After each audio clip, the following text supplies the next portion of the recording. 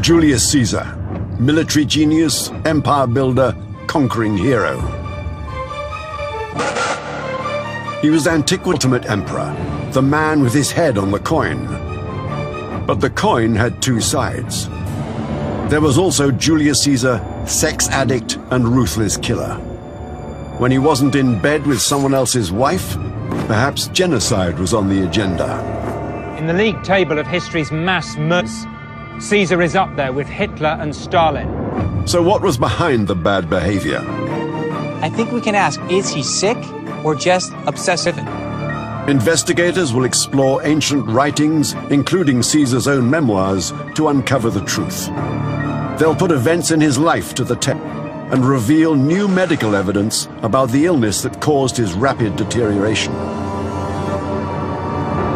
A forensic psychiatrist will dissect Caesar's personality to flush out the demons and see how he compares with other ancients behaving badly.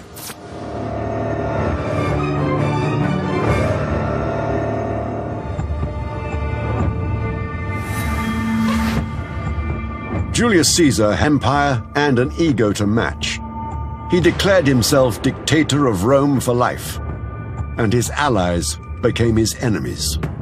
It didn't help that he'd been sleeping with their wives, prancing around in a laurel wreath and purple toga, even changing the calendar to have a new month named after himself.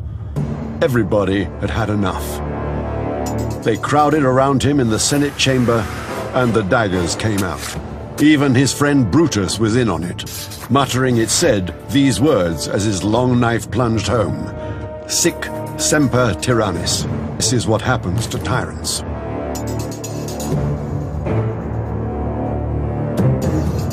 To understand Caesar better, psychiatrist Mallet will examine his behavior and position him on a unique behaving badly psychograph, revealing how he compares to tyrants like Genghis Khan and Caligula. I'm going to look at the life of Julius Caesar to see if he's a charismatic leader, to see if he's sane, or to see if he's a psychopath.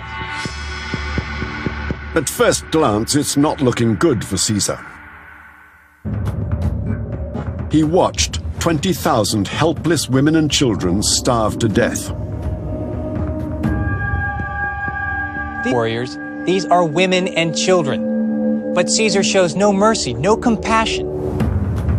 He let his soldiers slaughter 40,000 Gauls after beating them in battle. In his war of conquest, he killed or enslaved a third of the population. That act of genocide. He ordered the hands of 2,000 Gauls chopped off, had a band of pirates crucified. Caesar is sending out a signal. He's letting people know he is somebody to be reckoned with. Do not cross him. Nobody said no to Caesar, least of all in bed. When it came to sex, he was predatory and insatiable. How do we know all this? Caesar told us himself in his memoirs. Others picked up the story, included Roman historians Suetonius and Plutarch, who lived 100 years or so after Caesar's death. They depicted a man who was ruthless and supremely ambitious. To get a sense of what formed Caesar's character, we must go back to his childhood. He grew up in Rome, the heart of the Roman Empire. Not in the aristocratic grandeur of the Palatine Hill, but here, in the seedy, brothel alleyways of Subura.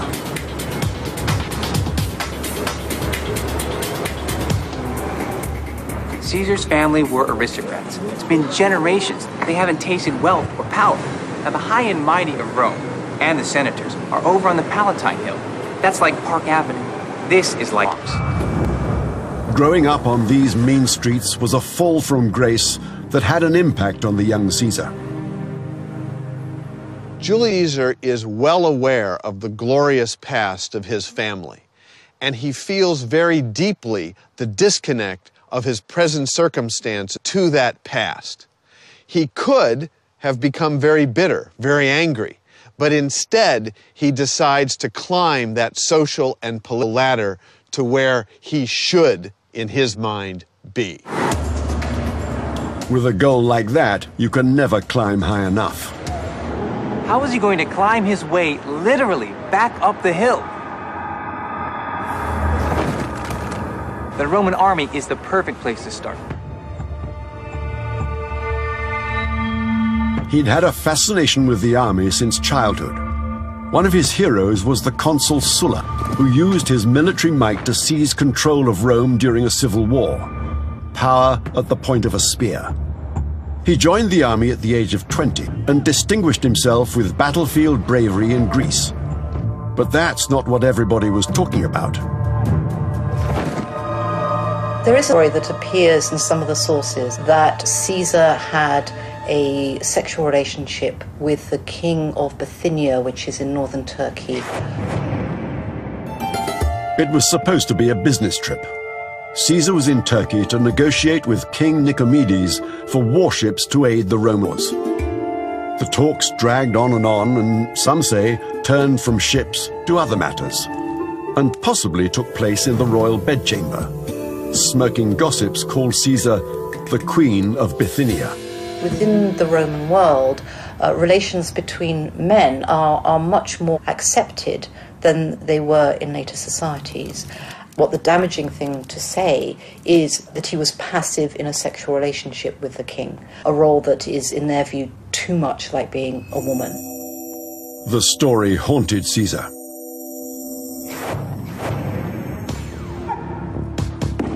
His response was pure alpha male. He'd prove his manhood by seducing every woman in sight. Single, married, it didn't matter. As to whether he'd ever had an encounter with King Nicomedes, there's no proof either way. And the crafty Caesar used the gossip to his advantage. This is a person of power. The king of Bithynia is a king. And that automatically lifts up the reputation and the prestige of Julius Caesar. He's above his fellow senators. He's now with royalty. You can take the rest of the story for what you will. Caesar's vigorous and frequent sexual exploits with both women and men inspired the poets. It's not all romance. The scribe Catullus, writing during Caesar's lifetime, took a more clinical approach, suggesting in a verse that Caesar had come down with a dose of something bad. Was Catullus saying Caesar was so promiscuous that he'd contracted a transmitted disease? Or was this just artistic license?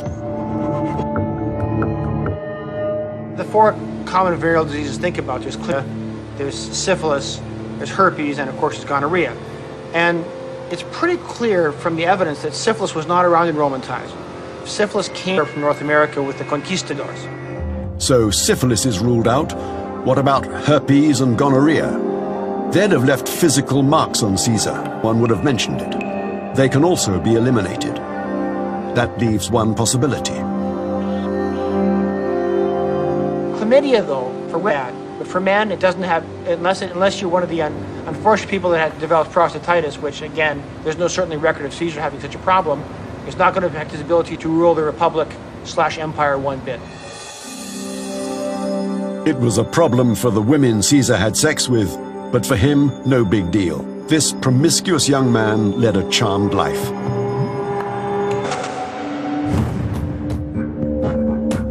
Caesar moved from the army to politics and the law.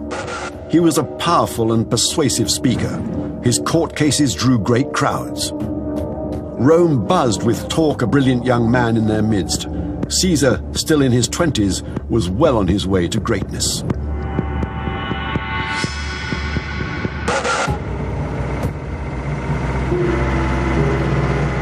On a trip to Greece, he showed how calculating and fearless he could be when he was captured by pirates. At the time, pirates have become a major problem for the Romans, infested the Mediterranean. And Caesar is yet another person to be captured by pirates. They realize, looking at him, this is a person of high status. This is a person to fetch a lot of money. They demand a big ransom, 20 silver talents. In today's money, that's over £80,000, a lifetime's wages for one of Caesar's soldiers. Caesar laughs at them. He says he's worth way more than that. 50 talents. It was a daring gambit, but increased Caesar's chances of staying alive and gave him a measure of control over his situation. Caesar demonstrates that he's cool in the face of great danger. In fact, he comes up with a brash and clever plan to secure his release. It's almost like he's James Bond, laughing in the face of his archenemy. Caesar also went on the offensive, turning into the guest from hell. He ordered the pirates around, demanded they be quiet when he wanted to sleep, recited his own poetry, and berated them for not yet it. The pirates had had enough. They wanted their money. If they didn't get it, they'd kill Caesar. But Caesar raised the stakes and issued a dire threat of his own. If they released him, he promised to return and kill them. One way or another, somebody would die. Julius Caesar, still in his 20s, was already a carpe diem, stay sort of person. When Greek pirates held him for ransom, he made a promise. He'd escape and then come back and crucify them all. The pirates just laughed. When the ransom was repaid, Caesar was released. He then raised a small naval force and made good his threat.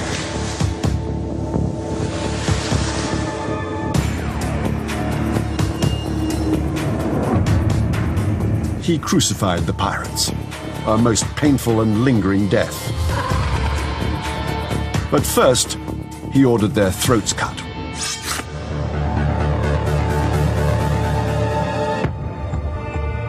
All of Rome was talking about it. It was like a major news item.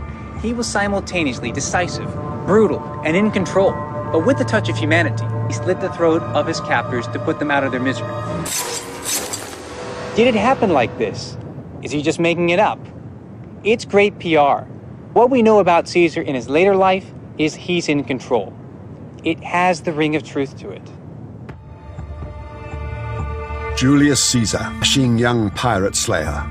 Women swooned, and he moved in for a different kind of kill. He's said to have slept with almost all of Rome's aristocrats. He worked his way through 4 wives of his own. So what was he really up to? Lots of politicians and powerful men sleep with women. They enjoy the thrill of the secret sex.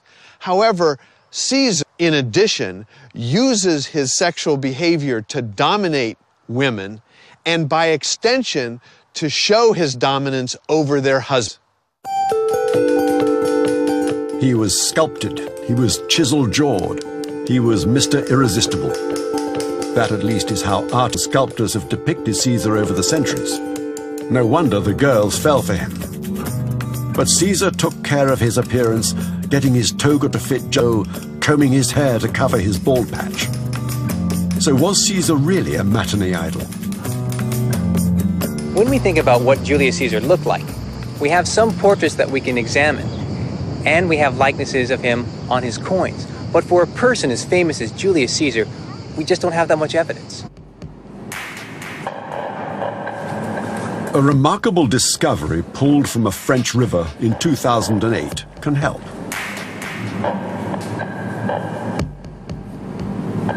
A marble Caesar head over 2,000 years old.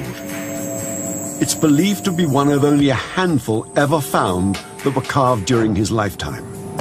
Is it a true likeness? Forensic art Victoria Lywood believes it's the face of a real person. The facial lines of a 50-year-old man were in his forehead, crossing his nose, his vertical glabellar lines through the top of his head. This looked to me like this was an artist had possibly done this during the time of Caesar's life. Using face mapping technology, Victoria set out to reproduce the real face of Caesar, with his missing nose. We're very lucky in this reconstruction in that he has two pieces that I don't usually have to work with in skeletal reefs, and that is the bridge of the nose and the columella, the little piece under your nose that holds up the tip. Now, it's the soft tissue and tip that's missing here. 60% of the vertical length of your nose is how far your nose will project if you have a nose that's aesthetically correct. So we now have a general shape of Caesar's nose and how far it should project from his face. Now Victor adds elements to the face to generate a photorealistic image. Then the years are rolled back, and Caesar comes to computerize the face of the ambitious young Caesar, the face that wooed the women.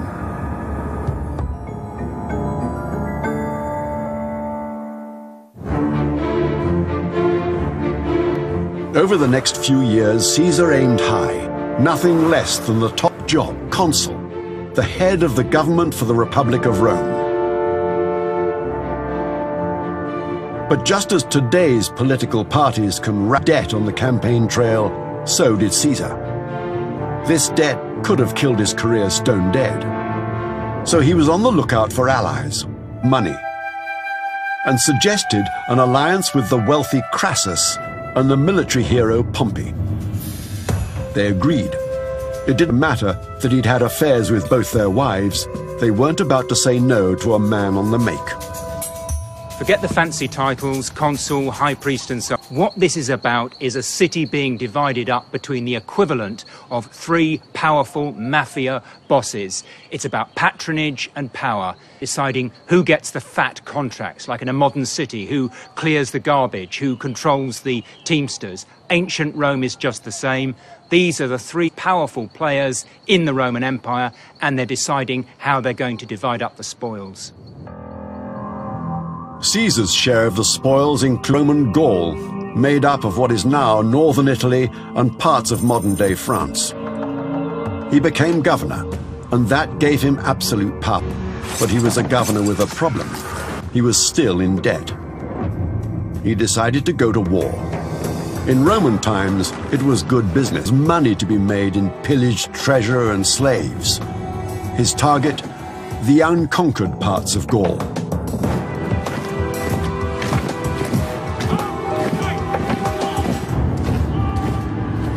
We need to completely revise the way we think about warfare. Nowadays, we worry about how many dollars it's going to cost. In Caesar's day, what he's thinking about is how much profit can be made out of conquest, because Rome was essentially a system of robbery with violence. We know what happened next, thanks to vividly described frontline dispatches from Caesar himself. I came, saw, I conquered, he boasts. It was all image building for the folks back home. Caesar knew exactly how his victories would in Rome. That was one of the reasons he was fighting in the first place. And if you think about what happens in the Second World War, generals like MacArthur, Patton, the British Field Marshal Montgomery, they cultivated relationships with their own favourite reporters because they wanted to get the best publicity they could. Well, in Caesar's case, it's the same, and he's his own reporter. This obsessive attention to detail revealed a crucial element of Caesar's personality. Psychologically, he needs to be in control of his image. He's not going to leave it to other people. He is going to be the one to decide who Julius Caesar is. Caesar took his big ego to the battlefield, and the Gauls quaked. 60 miles west of Dor lay Bibracte, one of the most important hill forts in Gaul, scene of a bloody battle with the Gallic Helvetii tribe. Where I'm standing, I'm 2,500 feet up. It's the highest place for 150 miles, and it completely dominates this landscape. So it was absolutely crucial for the Gauls to hold it, but it was equally crucial for Caesar to try to take it. So there was a major clash here, a huge battle between the two sides. Evidence has been found that shows just how less the fighting was here. Skulls pitted with sword marks. Caesar, writing about the battle that took place here, stated that Helvetii were the bravest of all Gallic tribes.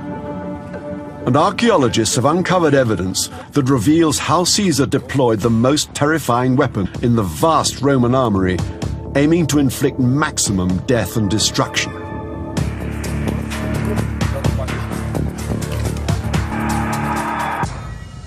This is an extraordinary discovery. It's one of Julius Caesar's high-tech weapons, an incendiary bomb, effectively, from 2,000 years ago. This is the head of an arrow that would have been shot out of a Roman catapult. I've never seen anything quite like it. The point at the end, this wire cage here, designed, one assumes, to contain some sticky substance that would have been on fire as it flew through the air, and it would have been designed to set a Gallic settlement on fire. This is an example of the kind of high-tech warfare the Gauls were up against fighting Caesar.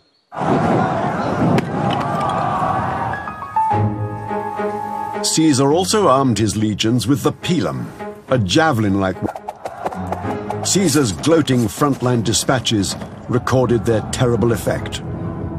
The spears tore through shields and skewered the warriors.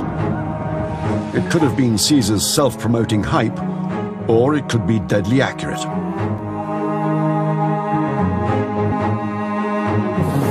A pilum is a uniquely Roman weapon, right? It's specifically designed for the army, and it's specifically designed to kill your opponent. It's designed to throw at very short distances towards a mass rank of enemies.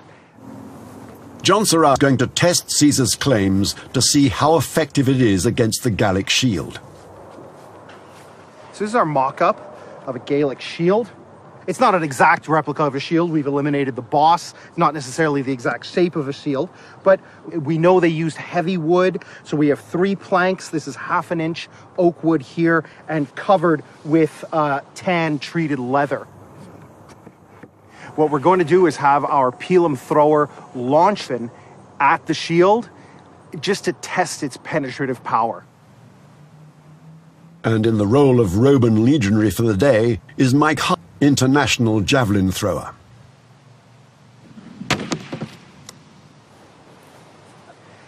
Well, we've got a penetration. It went through a good 6 inches, and the weight which is now on the shield is tremendous. So even if it's not going through to kill the enemy, it's rendered his shield useless. So he would have had to drop his shield and expose his entire left side to the Roman swordsman in front of him. The verdict? Against a weapon like this, the Gauls didn't stand a chance. Well, Julius was a master of self-promotion and propaganda. A lot of what he said would have been exaggerated. Here, he was not lying. There's no doubt that the poor Gaul who was behind this shield would be long since dead. So, Caesar was right. The pilum shattered Gallic front lines.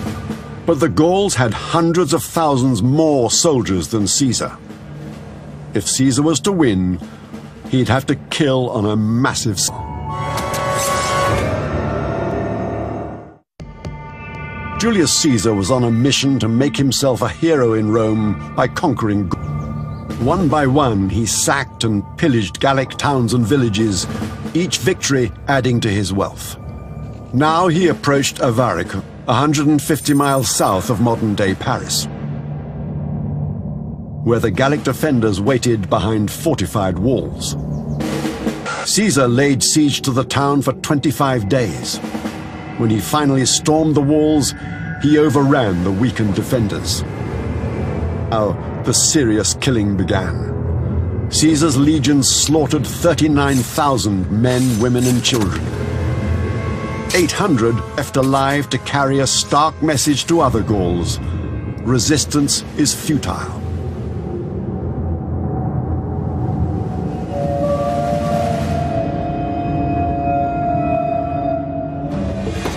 With the laying waste and pillage out of the way, it was time for some Roman style. Caesar had a standing order. After a victory, the soldiers were to be turned loose to do as they pleased. He bragged that his men fought just as well when they stank of perfume. Having sex with captives, with women, prostitutes who follow the Roman army. This is just par for the course. Everyone, every Roman does this. But there was worse to come. Caesar finally revealed the true extent of his cruelty at the climax of war in Gaul on a battleground 125 miles east of Avaricum. This huge mound was Alesia, a hill fort. Here Caesar faced an army of 80,000 led by Gaul's most skillful commander, Vercingetorix.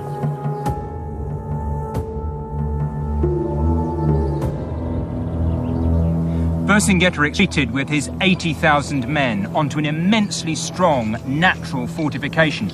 A little bit like this rock, if you can imagine it, a mile across, but with sheer cliff faces like this, making it the kind of fortification which really Caesar couldn't contemplate taking by storm. So what does he do? Builds a great wall around the outside, 10 miles long, heavily fortified, to keep these 80,000 Gauls penned up inside until they're starved into submission. It was a killer siege. Vercingetorix had inflicted heavy casualties on Caesar's army earlier that year. Now it was time for revenge. But Gallic riders broke through the fortification. Reinforcements were now inevitable.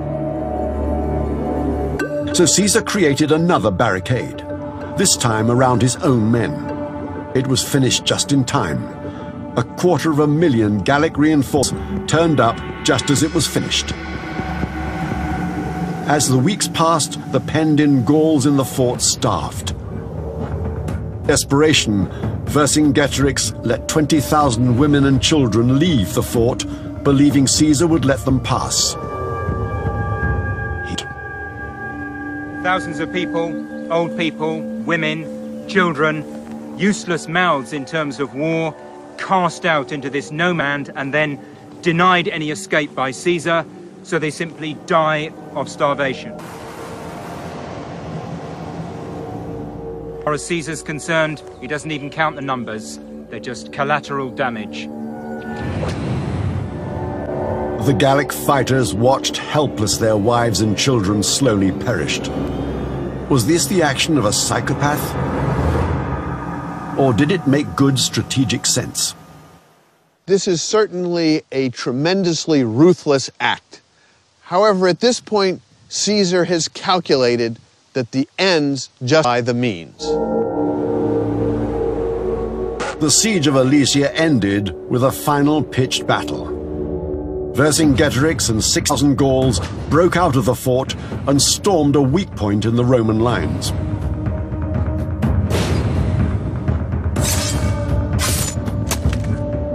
The pitched battle has lasted all day, tens of thousands of men, and the Gauls are mentally and physically exhausted.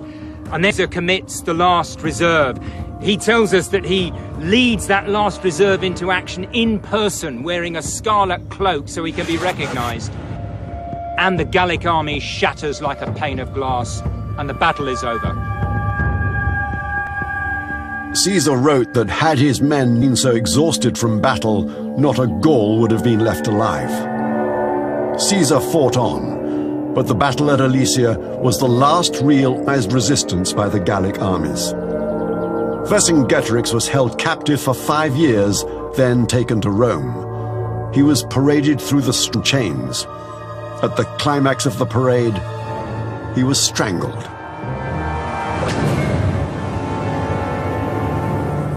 No one could deny that Caesar was a military genius. The conquest of Gaul was one of the greatest military campaigns in history, but it came at an enormous cost in human suffering.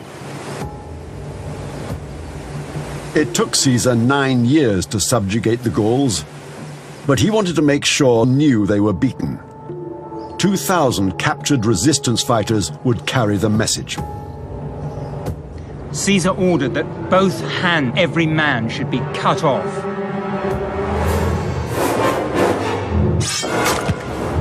And these mutilated men were then sent back to the villages to act as a warning. The systematic use here of terror as a way of intimidating people into not fighting back against the Romans. Caesar made a fortune conquering Gaul. Finally, free from debt, he pursued his real goal, Rome. But his alliance had broken down. The wealthy Crassus was dead, and the warrior Pompey, now in charge, was having second thoughts about Caesar. His political opponents accused him of war crimes. If Caesar set foot in Rome, he'd be prosecuted. Worse, the conqueror would soon be feeling a little conquered himself, having blackouts and seizures. Investigators can finally identify the mysterious illness that was to cripple the most powerful man on the planet. 49b. The river Rubicon, the border to Italy. On its banks stood Caesar and his army.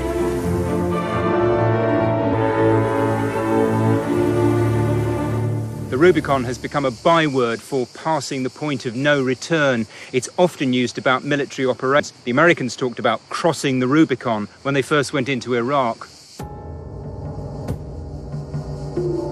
Caesar was about to make the most important decision of his political life. As governor of Gaul, he couldn't be prosecuted for riding roughshod over the Senate's laws.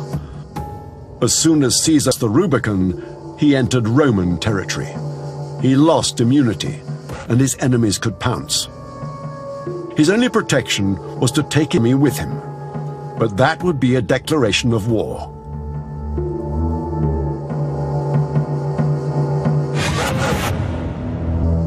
Caesar knows that if he crosses the river, he breaks one of the fundamental laws of the Roman state.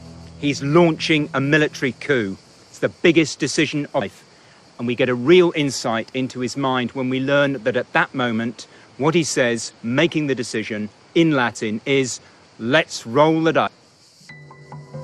Did Caesar really have the mind of a gambler? Caesar really doesn't believe that this is a 50-50 proposition. He knows that the odds are in his favor, though there is a major risk. Psychologically, crossing the Rubicon means that he's thrown out the rule book completely. It's a whole new ball game. He is in charge. The 50-year-old Caesar crossed the Rubicon with his army and marched on Rome. His former ally, Pompey, was all that stood between Caesar and absolute power. Remember that life expectancy in Roman times was much lower than it is today, so a man in his 50s was considered to be very old indeed. Caesar probably thought that he was on borrowed time, and he seems to have made a decision from that point on that he was going to force the pace of events. He chased Pompey and his armies around southern Europe, and after 4 years of bloody civil war, defeated him. Now Caesar was the absolute leader of the Roman Empire. He was a living legend. But Pompey wasn't his only victory campaign. His sexual conquests included the Queen of Egypt, the fabled Cleopatra. She was just 22, and he was 50. An old man by the standards of the day. And when he met the wife of another world leader, the king of the North African state of Mauritania, he bedded her as well. Caesar was getting older, and Suetonius and Plutarch report that he wasn't quite the man he was. Julius Caesar becomes increasingly ill. Blackouts, fainting spells, fits. What was the cause of this? Was it malaria, or was it some other cause? Clearly, he needed to see a doctor. Neurosurgeon Robert McLachlan, Caesar's fits were caused by a worm he caught on his conquests in Egypt. Caesar, about a year before he had his first seizure, had spent a considerable amount of time in North Africa, specifically in Egypt. And we know that cysticercosis, which is basically a condition related to the pig tapeworm, was endemic in Egypt at that time because we've seen evidence of it in Egyptian mummies. Worms. The effects are horrific. I would liken it to the script of a bad horror movie. A person has a giant worm inside their belly.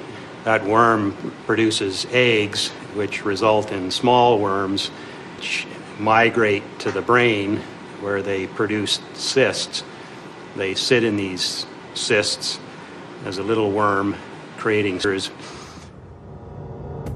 worms eating away at the brain, causing fits. In Roman times, there was no pill for this. Caesar was for the first time truly helpless. It was devastating.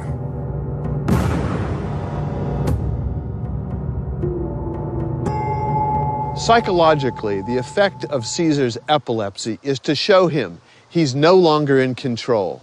He's no longer invincible. He is, in fact, quite mortal like everyone else. With time running out, Caesar to cement his position, calling himself dictator for life. But even this was enough. He wanted to be king. A key moment that takes place right in the heart of Rome is Julius Caesar standing on the rostra. The crowd is in the piazza in front of him. And Mark Antony approaches the rostra, comes over to Julius Caesar, and offers him a crown. People are wondering what's going to happen. Caesar refuses it. There is some cheering. Mark Antony again insists and gives him the crown. Caesar refuses it again. Now the crowd erupts. They're ecstatic. Now, this seems to be a PR stunt gone wrong, because there's no way that Mark would have been acting on his own. This has to be because Caesar is allowing him to do so. Caesar is testing the waters, and the people do respond. They love Caesar if they do not want a king. So Caesar wouldn't be a king, he'd just act like one.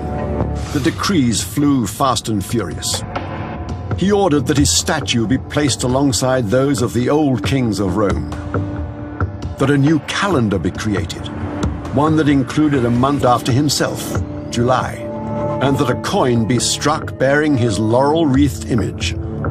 He was getting too big for his toga. For us, seeing a ruler on a coin is no big deal. But for an ancient Roman, it was astounding. This is all the rules, because in and throughout Roman history, you never depicted a person living on a coin. Now, Julius Caesar is doing it. So what he's saying is very, very powerful. He's telling the people, I'm not just your leader, I am your ruler. He's very, very close to saying, I am like king. The Romans didn't like kings, didn't trust them, and didn't want anything to do with them. It had been that way for 400 years. That was why they were a republic. But Caesar took no notice. He was out of control. Caesar tightening his grip on Rome. He's pushed through a whole series of reforms through until 44 BC. And now there's a growing discontented body of senators. At the there's one senator, Cassius, a longtime rival of Caesar, and also Junius Brutus, someone that Caesar considers his friend. The sexual exploits that had taken Caesar to the top came back to haunt him. It was bad enough that he'd slept with Cassius's wife, but worse, he did the same with Brutus's mother. He decided the universal rule, don't sleep with your friend's mother, didn't apply to him. Any goodwill Caesar had with the senators was long gone. They decided there was only one solution: assassination. March the 15th, 44 BC. The Ides of March. Caesar never saw it coming. 23 dagger blows brought him down. The last face he saw may well have been that of his one-time friend and ally, Brutus, as he uttered the words, "This is what happens to tyrants."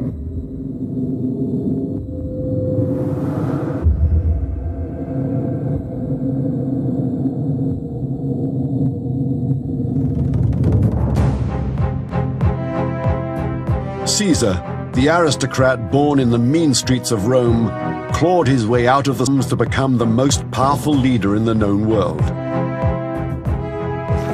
His military campaigns had an appallingly high body count. Almost 20% of the entire population of Gaul the equivalent of 12 million in modern UK terms. So where does the behavior of this ancient behaving badly put Caesar on the psychopathic scale of tyrants? Caesar did have a bloodlust. He doesn't kill for killing's sake. The violence is directed towards building an empire with himself in the center.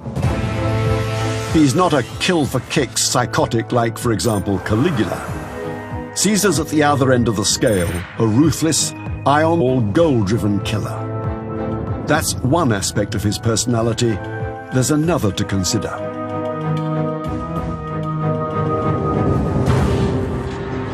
A second dimension of Caesar's personality is what one would call sexual dominance. Sex is not only for pleasure, but to dominate the world around him. It's about power and control. On this scale of sexual dominance, Caesar rates very highly. This is the psychological profile of Julius Caesar. So who in history had similar traits? I think Julius Caesar is most like Genghis Khan. They both came from noble lineage that had fallen on hard time. They both developed a vision of empire with the necessary armies and physical violence to back it up. And along the way, both bedded every woman they could. But the assassins had misjudged the mood of the people. The victories on the battlefield brought glory to Rome, and the people loved him for this. They didn't believe him a tyrant. To honor him, they built a funeral pyre, burned his body. Then they turned their wrath on the conspirators who had killed their conquering hero. The murderers fled the city to save them. Caesar wanted to be king, but the new Senate made him more than that, much more. A statue of Caesar was put in the Pantheon, a building dedicated to the gods of Rome, and in death he was made a god. The first person to receive that honor since Romulus, the founder of Rome 700 years before.